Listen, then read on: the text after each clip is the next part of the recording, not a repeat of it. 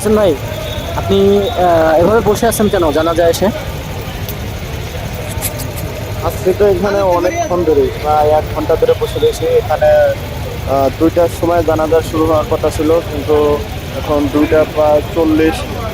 আমার মনে হয় 3টার আগে জানাজা শুরু না হইতে পারে, কারণ আহ, তারেক রহমান এইমাত্র অবদান করলেন সংসদ ভবনের সামনে। আহ, আশা করি সবাই ওর ধৈর্য হয়ে যেতেছে। আসলে ওর ধৈর্য হওয়ারই কথা, কারণ অনেক লোক আছে গতকাল রাত্রে থেকে এখানে অবদান করতেছে, আবার অনেক লোক আছে সকালে, আবার আহ, সারা বাংলাদেশ থেকেই অনেক লোক আছে এখানে।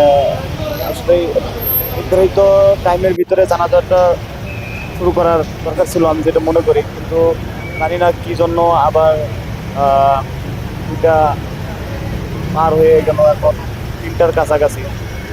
আর ওইভাবে বোঝা যাইতেছে না যে কখন জানাজা শুরু হবে।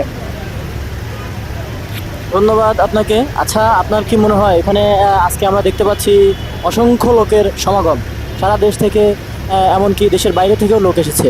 আপনার কি ধারণা এখানে কত লোকের সমাগম হয়েছে বা কত লোক হতে পারে, আপনার কি ধারণা? আসলে এখানে ধারণার বাইরে। এখানে মোটামুটি 20 20 লক্ষ 30 লক্ষ লোকেরও বেশি হইতে পারে আনুমানিক। তবে আশা করি রাত্রের ভিতরেই মিডিয়ার মাধ্যমে আমরা সবাই জানতে পারবো কত লক্ষ মানুষ এখানে আসছিলেন। এবং প্রাথমিকভাবে ধারণা করা যাইতেছে যে 20 থেকে 30 লক্ষ মানুষ হতে পারে।